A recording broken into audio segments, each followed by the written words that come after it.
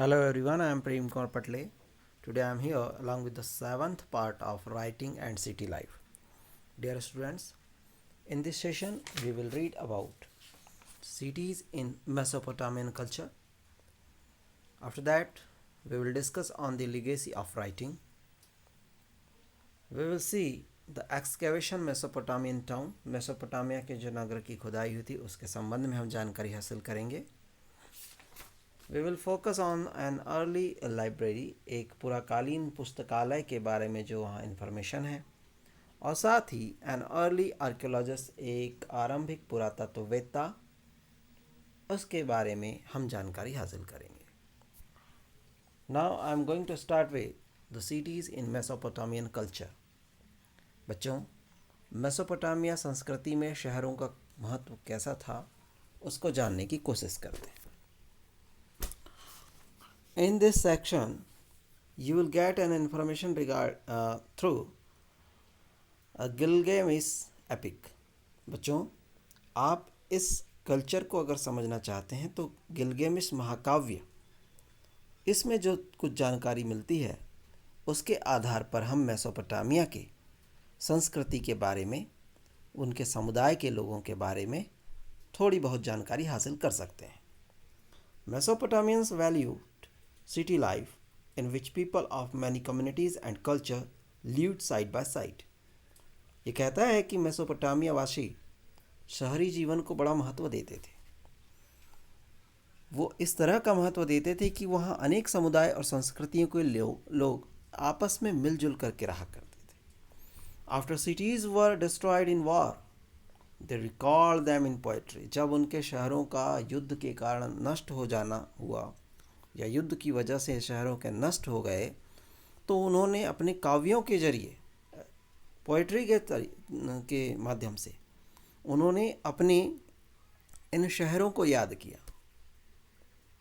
The most poignant reminder to us of the pride Mesopotamians took in their cities comes at the end of Gilgamesh epic, which was written in 12 tablets. बच्चों, Mesopotamia के लोगों को अपने शहरों पर, अपने नगरों पर कितना गर्व था, इस बात का सबसे मर्मस्पर्शी वर्णन हमें गिलगेमिश महाकाव्य के अंत में मिलता है. और यह काव्य, it was written on 12 tablets. यह काव्य जो है 12 पट्टिकाओं पर लिखा गया था. इसमें क्या चीज़ थी खास, उसको समझिएगा. गिलगेमिश is said to have ruled the city of Uruk some after Enmerkar. ऐसा कहा जाता है कि गिलगेमिश ने एनमरकर के कुछ समय बाद उरुक नगर पर शासन किया था. ठीक है, हमने एनमरकर के बारे में इंफॉर्मेशन कुछ प्रीवियस सेशन में हमने गेन की थी. इसके कुछ समय बाद ही गिलगेमिश उरुक नगर पर शासन करता है. A great hero who subdued people far and wide, he got a shock when his heroic friend died. गिलगेमिश एक महान योद्धा था जिसने दूर दूर तक के प्रदेशों को अपने अधीन कर लिया था. ओके, लेकिन उसे उस समय सबसे ज़्यादा गहरा झटका लगा जब उसका एक वीर मित्र, उसका बहुत ही एक बहादुर दोस्त था, वह मारा गया या मर गया, उसकी डेथ हो गई. He then set out to find the secret of immortality. अब वो इतना दुखी हो गया कि वो अमरत्व की खोज में, he went out, वो उरुक नाम के शहर से बाहर चला गया अमरत्व की खोज में. ठीक है, वह इतना ज़्यादा दुखी हो गया, he left that Uruk and went for the search of secret of immortality. अमरत्व की खोज में वो निकल पड़ा. Crossing the waters that surrounded the world, उसने सागरों महासागरों को पार किया, दुनिया भर का चक्कर लगा, that surrounded the world. After a heroic attempt, उसने बड़ा साहसिक कार्य भी किया, है ना, पूरी दुनिया का चक्कर लगाने का बहुत साहसपूर्ण कार्य किया. बट गिलगेमिश फेल्ड, किंतु गिलगेमिश था वो जो असफल हो गया, एंड रिटर्न टू उरुक, और अपने वापस उरुक नगर को वो लौट आया. Then he consoled himself by walking along the city wall back and forth. वह वहाँ जब अपने आप को सांत्वना देने के लिए क्या किया, शहर की चार दीवारी के पास वो पहुँचा, और उस बाउंड्री वॉल या चार दीवारी के आसपास वो बेटा चहलकदमी कर रहा था. तभी क्या हुआ कि उसकी एक नज़र, ही admired the foundations made of fired brick that he had put into place. उसने देखा, उसकी नज़र कहाँ पड़ी कि पकी हुई ईंट जो उस दीवार की नींव में डाली गई थी उस पर उसकी नज़र पड़ी. And it is on the city wall of Uruk that the long tale of heroism and endeavor fizzle out. बेटा वो इतना वो बहुत ज़्यादा भाव विभोर हो गया, और इस प्रकार वो विशाल उरुक नगर की जो विशाल प्राचीर पर आकर के उस महाकाव्य की लंबी और वीरतापूर्ण साहस भरी कथा का यहाँ पर अंत हो गया.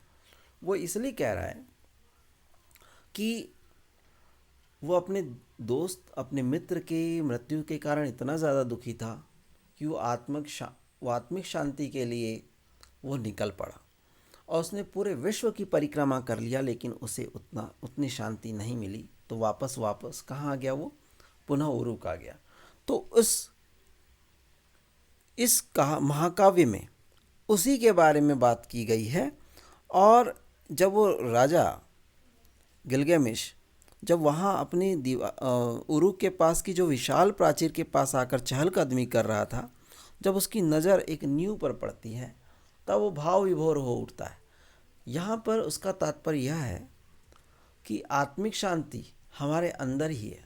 जिस तरह हम किसी भी एक स्थिर चीज़ को देखने की कल्पना करते हैं, उसको समझने की कोशिश करते हैं, तो हमें पता चलता है कि सारे समाधान हमारे अपने ही अंदर है. तो उसकी प्राचीर की उस पकी हुई ईंट की तुलना उसने अपने अंदर ही उद्वेलित हो रही भावनाओं को के माध्यम से समझने की कोशिश किया. फिर उसे शांति की जो तलाश में था, उसे शांति ज़रूर मिल गई. तो इस तरह से वो गिलगेमिश एपिक का अंत होता है. और यहाँ गिलगेमिश जो है बेटा एक जनजातीय योद्धा की तरह यह नहीं कहता है. गिलगेमिश does not say that even though he will die, नहीं कहता है कि उसका अंत निश्चित है. वो तो कहता है कि उसके पुत्र तो जीवित होंगे, पुत्र तो जीवित रहेंगे ही, और इस नगर का वो आनंद लेंगे. ठीक है. His son will outlive him as a tribal hero would have done. He takes consolation in the city that his people had built. और इस प्रकार उसे अपने नगर में ही सांत्वना मिलती है जहाँ वो दुनिया भर भटक रहा था. जिसे उसकी प्यारी प्रजा ने बनाया है, उसे उसी शहर में आकर के सांत्वना मिलती है. इस तरह से हम समझ सकते हैं कि लोगों का अपने शहरों के प्रति कितना अगाध प्रेम था. So we can understand their culture through this गिलगेमिश epic. बेटा ये आपको याद रखना है, गिलगेमिश एपिक के बारे में जो इन्फॉर्मेशन है 12 टैबलेट्स पर लिखा गया था. और बाकी now the next content is the legacy of writing.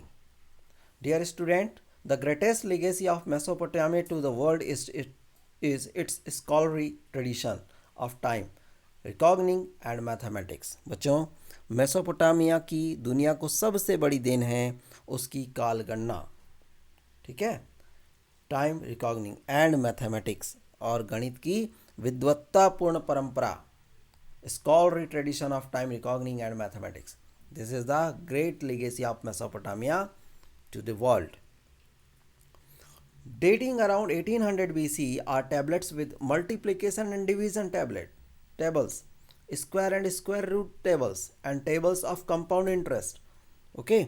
इसके अलावा 1800 ईस्वी के आसपास में कुछ पट्टिकाएँ मिली बेटा, जिसमें डिवीज़न, मल्टीप्लिकेशन, इसकी टेबल्स बनी हुई थी. स्क्वायर और स्क्वायर रूट टेबल्स, वर्ग और वर्गमूल निकालने वाली जो टेबल्स है वो मिली.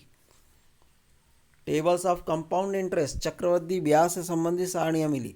और साथ ही the square root of 2 was given as, और इसमें 2 का वर्गमूल भी दिया गया है और एक जो फार्मूला आपको नीचे दिखाई दे रहा है, अगर आप उसको कैलकुलेट करेंगे तो you will be near to the 1.41421296. Okay, and that is very correct answer which is near to the 1.41421356. Okay, student had to solve problem such as the following field. बच्चों, उस समय के जो विद्यार्थी होते थे उनको इस तरह के सवाल हल करने पड़ते थे. कैसे?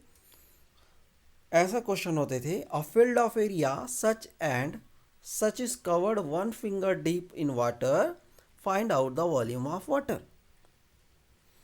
अगर एक खेत का क्षेत्रफल इतना इतना है और वह 1 अंगुल गहरे पानी में डूबा हुआ है तो संपूर्ण पानी का आयतन पता कीजिए. So students have to solve such type of problems at that time. After that, we will see another legacy of writing that is related to the division of year. Dear students, at present time we have 12 months, okay, and each month have 4 weeks, and each week have 7 days, 1 days have 24 hours. Like this we can see in this section the division of the year into 12 months according to the revolution of moon around the earth. पृथ्वी के चारों ओर चंद्रमा की परिक्रमा के अनुसार क्या होता है? द डिवीज़न, ये जो समय का जो ये पूरे वर्ष का 12 महीनों में विभाजन हो जाता है. Okay, the division of the month into 4 weeks, और एक माह का 4 सप्ताह में. अ डे इनटू 24 आवर, एक दिन का 24 आवर में. And the our into 60 minutes, और एक घंटे का 60 मिनट में विभाजन हो जाता है. यह सब जो आज हम हमारी रोज़मर्रा की ज़िंदगी का एक अचेतन हिस्सा है. ठीक है ना? All that we take for granted in our daily life has come to us from the Mesopotamian. बेटा, तो जो ये जितना भी समय का विभाजन हमें देखने को मिलता है वो सब मेसोपोटामियंस के द्वारा ही हमें मिला है. This time division were adopted by the successor of Alexander and from this transmitted to the Roman world. बच्चों, ये जो समय का उपर्युक्त विभाजन हमने अभी चर्चा किया वो सिकंदर के उत्तराधिकारियों ने अपनाया और वहाँ से वह रोम को गया और रोम से फिर इस्लाम की दुनिया को मिला और इस्लाम की दुनिया के बाद वो पूरे यूरोप तक मध्ययुगीन यूरोप में पहुँच चुका था. The successor of Alexander, and from there transmitted the Roman world and then to the world of Islam and then to medieval Europe. तो इस तरह से मेसोपोटामियंस ने जो टाइम डिवीज़न किया था उसका एडवांटेज हम सभी को मिला, उसको हमने सभी ने अडॉप्ट भी किया. Whenever solar and lunar eclipses were observed, the occurrence was noted according to year, month and day. बच्चों, जब कभी भी सूर्य ग्रहण या चंद्र ग्रहण होते थे तो वर्ष के हिसाब से, मास के हिसाब से और दिन के अनुसार उनके घटित होने वाले सभी समय का हिसाब रखा जाता था. सो to they were records about the observed positions of stars and constellation in the night sky. बच्चों, इसी प्रकार क्या होता था कि रात को जो आकाश में तारों को गिन करके, तारामंडल की स्थिति को देख करके उन पर बराबर नज़र रखते हुए उनका हिसाब रखा जाता था. तो इस तरह की जो लीगेसी ऑफ राइटिंग है, that was most important thing and we got it from the Mesopotamia. Mesopotamian achievements would have been possible without writing and urban institutions of schools where students read and copied earlier written tablets, and where some boys were trained to become not record keeper for the administration but intellectual who could build on the work of their predecessors. बच्चों, जो Mesopotamia की अगर हम महत्वपूर्ण उपलब्धि की बात करते हैं तो उपलब्धियों में से एक भी उपलब्धि संभव नहीं होती यदि लेखन की जो कला है, विद्यालयों जैसी संस्थाओं का अगर अभाव होता, जहां विद्यार्थीगण पुरानी लिखित पट्टिकाओं को पढ़ते थे, उसकी नकल करते थे और जहां कुछ छात्र साधारण प्रशासन का हिसाब किताब रखने वाले लेखाकार न बनाकर उन्हें बड़े इंटेलेक्चुअल पर्सन, बड़े प्रतिभा संपन्न व्यक्ति बनाया जाता था जो अपने पूर्वजों की बौद्धिक उपलब्धियों को आगे बढ़ा सके। तो इनमें लिगेसी ऑफ जो राइटिंग स्किल है बेटा, ठीक है, राइटिंग और अर्बन इंस्टीट्यूशंस ऑफ स्कूल्स, इनका भी अपना उतना ही महत्व है। अगर इनका अभाव होता तो ये सब चीज़ें नहीं हो पाती। कहाँ टैबलेट्स लिखने वाले बच्चे मिल पाते, ना ही हम इंटेलेक्चुअल पर्सन्स को, उनकी जो प्रतिभा संपन्न व्यक्ति हैं उनको पूर्वजों की प्रेसिडेसर्स की जो वर्क है उसको आगे लेकर के वो आ नहीं सकते थे। तो यहाँ पर राइटिंग के अलावा जो इंस्टीट्यूशंस है उन्होंने भी अपना बहुत इंपॉर्टेंट रोल प्ले किया। We would be mistaken if we think that the preoccupation with the urban world of Mesopotamia is a modern phenomena. Okay, ये सोचना हमें गलत है कि मेसोपोटामिया के जो शहरी लोग थे वो आधुनिक तौर तरीक़ों से परिचित नहीं थे। हम कुछ एक चीज़ के बारे में और जानकारी हासिल करते हैं तब हमें लगेगा कि वाकई में जो अतीत के जो प्रलेख थे, परंपराएं थी और उनको सुरक्षित रखने की जो कोशिशें की गई थी वो भी काफ़ी काबिल के तारीफ़ के काबिल थी। तो हमें ये समझना होगा कि लिगेसी ऑफ राइटिंग के अंतर्गत हमने कौन कौन सी चीज़ों को इसमें महत्वपूर्ण तरीके से देखा। Now dear students, you can see this section in page number 46 in your textbook that is related to an early library, and in this section we will get about the information about a library. In the Iron Age, the Assyrian of the north created an empire as its height between 720 and 610 BC that stretched of as far west as Egypt. लौह युग में उत्तरी प्रदेशों के असीरियाई लोगों ने एक साम्राज्य की स्थापना की जो 720 से लेकर के 610 ईस्वी पूर्व तक अपनी उन्नति के शिखर पर रहा। बच्चों, यह साम्राज्य मिस्र तक फैला हुआ था। The state economy was now a predatory one, extracting labour and tribute in the form of food, animals, metal and craft items from a vast subject population. अर्थव्यवस्था उन दिनों लूट मार हो गई थी, ठीक है, क्योंकि जो अधीनस्थ प्रजाजन थे उनको दबा करके उनसे खाद्य सामग्री ले लेते थे, पशुओं को ले लेते थे, धातु शिल्प की वस्तुओं के रूप में बेगार और नजराना जो होता था वो ज़बरदस्ती उनसे ले लिया जाता था। लेबर ट्रिब्यूट के नाम पर उनसे ज़बरदस्ती वसूल लिया जाता था। The great Assyrian king who had been immigrants acknowledged the southern region, Babylonia, as the center of high culture, and the last of them, Ashurbanipal, collected a library at his capital, Nineveh in the north. बच्चों, बड़े बड़े असीरियाई शासक जो बाहर से आकर बसे थे उसमें दक्षिणी क्षेत्र बेबीलोनिया को उच्च संस्कृति का केंद्र मानते थे। हमने पढ़े थे जो सदर्न पार्ट में था। उनमें से एक आखिरी राजा था अशुरबनीपाल। उसने उत्तर में स्थित अपनी राजधानी, उसकी राजधानी थी निनवे, उसमें बेटा एक लाइब्रेरी की, एक पुस्तकालय की उसने स्थापना की थी। और उसने इतिहास, महाकाव्य, शकुन साहित्य, ज्योतिष विद्या, स्तुतियों, कविताओं की पट्टिकाओं की इकट्ठा करने का बहुत प्रयत्न किया और उसमें सफल भी रहा। तो इस तरह से हम देखते हैं कि निनवे में किस लाइब्रेरी को एस्टेब्लिश किया गया था। इसमें कुछ आगे की इंफॉर्मेशन हमें मिलती है कि although Sumerian ceased to be spoken after about 1800 BC, 1800 ईस्वा पूर्व के बाद में जो सुमेरियन भाषा थी बेटा वो बोली जानी लगभग बंद हो गई। लेकिन क्या हुआ, विद्यालयों में उसकी जो शब्दावली थी, वोकैबुलरी थी, टेक्स्ट थे, साइन लिस्ट थी, बाइलिंगुअल है ना, टैबलेट्स, ये सभी आदि के माध्यम से अब भी पढ़ाई की जाती थी।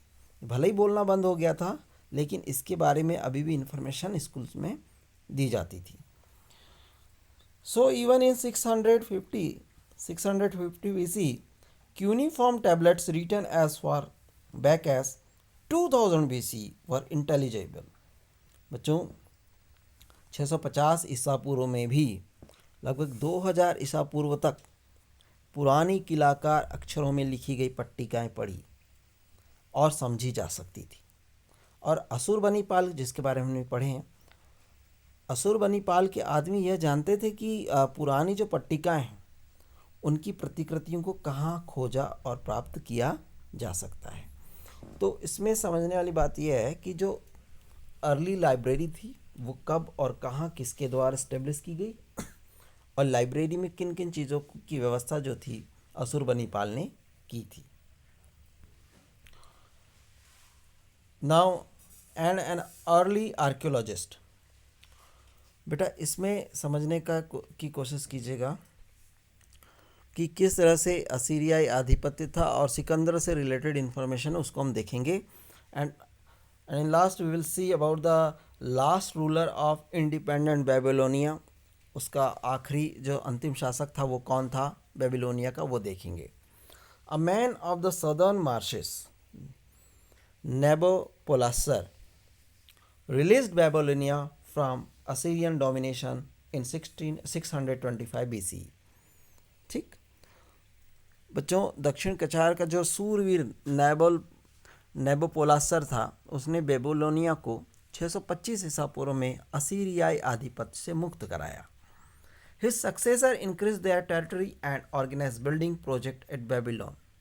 उसके उत्तराधिकारियों ने अपने राज्य क्षेत्र का विस्तार किया और बेबीलोन में एक भवन निर्माण की परियोजना भी पूरी की। और उस समय से लेकर 539 BC में ईरान के एकेमेनिड लोगों द्वारा विजित होने के बाद और 331 BC में सिकंदर से पराजित होने तक बेबीलोन दुनिया का एक प्रमुख नगर बना रहा। बेटा ये डेट लाइन याद रखना है कि even after the Achaemenid of Iran conquered Babylon in 539 BC and until 331 BC when Alexander conquered Babylon. Babylon was a premier city of the world, more than 850 hectares, with a triple wall, great palaces and temples, a ziggurat or stepped tower, and a processional way to the ritual center. इसका जो क्षेत्रफल था बेटा वो लगभग 850 hectare से अधिक था। इसकी चार दीवारी जो थी वो तिहरी थी और इसमें बड़े बड़े राजमहल और मंदिर मौजूद थे। एक जिगरात यानी सीढ़ीदार मीनार भी थी और नगर में मुख्य अनुष्ठान केंद्र तक शोभा यात्रा के लिए एक विस्तृत मार्ग बना हुआ था। इसके व्यापारी घराने बहुत दूर दूर तक अपना कारोबार करते थे और इसके गणितज्ञों और खगोलविदों ने नई नई खोजें की थी। बेटा नैमोनिडस was the last ruler of independent Babylon और इस बेबीलोन का जो अंतिम शासक था वो नैमोनिडस नाम का व्यक्ति था। तो इस तरह से ये इंफॉर्मेशन एंड अर्ली आर्कियोलॉजिस्ट से रिलेटेड हमें मिलती है। Now this is the last slide of this session is related to the excavation Mesopotamian towns. बच्चों आज का जो समय है मेसोपोटामिया की अगर हम उत्खनन के बात करें तो आज के समय में जो भी उत्खनन के कार्य होते हैं, एक्सकेवेशन टास्क को परफॉर्म किया जाता है वो बहुत ही स्किल और एक्यूरेसी के साथ, है ना, बहुत ही परफेक्शन के साथ किया जाता है। Today Mesopotamian excavators have much higher standards of accuracy and care in recording than in the old days. Mesopotamia के जो पुरास्थलों के उत्खनक पहले के उत्खनकों की तुलना में बहुत अधिक कुशल हैं। उनके जो कार्य हैं, ठीक है, उनके जो कार्य हैं उसमें आपको एक्यूरेसी मिलेगी, यथार्थता मिलेगी और उसका जो लेवल है वो भी काफ़ी ऊंचा देखने को आपको मिलेगा। So that few dig huge area the way ऊर वाज एक्सकेवेटेड। इसलिए अब उस तरह के बड़े बड़े इलाकों की खुदाई नहीं की जा सकती जैसे ऊर नगर की गई थी। ठीक है, few archaeologist have the funds to employ large team of excavators. तो बहुत कम पुरातत्वविदों के पास इतनी बड़ी धनराशि होती है कि वे एक साथ जो उत्खनन करने वाले खनकों के कई बड़े दल की खुदाई को काम पर लगा सके। ठीक है बेटा, अब हमारे पास एक अबू सलाबिक नाम के एक छोटे से कस्बे का एक एग्जाम्पल हमें मिलता है। Abu सलाबिक about 10 hectares in an area in 2500 BC with a population less than 10,000। ये करीब 2500 ईसा पूर्व में लगभग 10 हेक्टेयर ज़मीन पर बसा हुआ था। इसकी आबादी लगभग 10,000 के आसपास थी। ठीक है। The outline of walls were at first traced by scraping surfaces. और इसकी जो दीवारों की जो रूपरेखा है, ऊपरी सतहों को सबसे पहले खरोंच कर निकाला गया था। This involves scraping of the top few millimeters of the mount with a sharp and wide end of the shovel and other tool। बेटा इसकी जो दीवारों की जो रूपरेखा से वो खरोंच कर निकाला गया। इस प्रक्रिया में टीले के ऊपरी सतह को कुछ ऐसे टूल्स जैसे बेलचे, पावड़े, ऐसे धारदार हथियार उनसे खरोंचा गया और देखा गया कि जो नीचे की मिट्टी है वो तब भी कुछ नम पाई गई। और फिर क्या हुआ कि आर्कियोलॉजिस्ट ने, पुरातत्वविदों ने भिन्न भिन्न रंगों, उसकी बनावट, ईंटों की दीवारों, गड्ढों और अन्य विशेष बातों को पता लगाने की कोशिश भी किया। अब देखिएगा आगे। A few houses that were discovered were excavated. यहाँ पर कुछ घरों को खोजा गया और उसे खोदकर भी निकाला गया। The archaeologist also sieve through tons of earth to recover plant and animal remains. और कई टन मिट्टियों को खोद करके उसकी छानबीन की गई, उसमें पशुओं के, पौधों के अवशेषों को प्राप्त करने की कोशिश किया गया। इसके चलते उन्होंने पौधों और पशुओं की अनेक प्रजातियों का पता भी लगाया।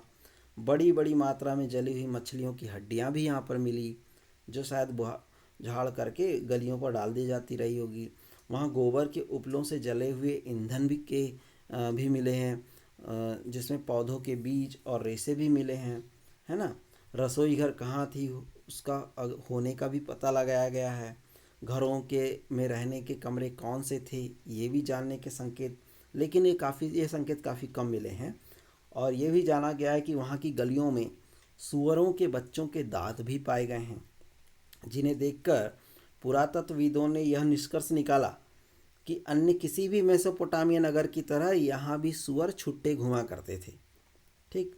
वस्तुतः एक घर में तो आंगन के नीचे जहाँ किसी मृतक को दफनाया गया था, सूअर के कुछ हड्डियों के अवशेष भी मिले हैं, जिससे यह प्रतीत होता है कि व्यक्ति के मरणोपरांत जीवन में खाने के लिए सूअर का कुछ मांस रखा गया रहा होगा।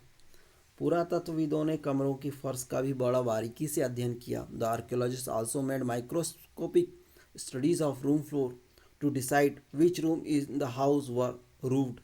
ये पता लगाने के लिए कि घर में कौन से कमरों पर छत थी, पोपलार के लट्ठों की, खजूर के पत्तियों से, घास फूस की छतें थी, और कौन से कमरे बिना किसी छत के खुले आकाश के नीचे थे। इन सब को पता लगाने का काम हमारे आर्कियोलॉजिस्ट ने किया। तो ये इन्फॉर्मेशन इस सेक्शन के थ्रू आपको मिलती है। प्यारे बच्चों, उम्मीद है आपको आज का सेशन समझ में आया होगा। And this was the last session of this topic. Thank you very much.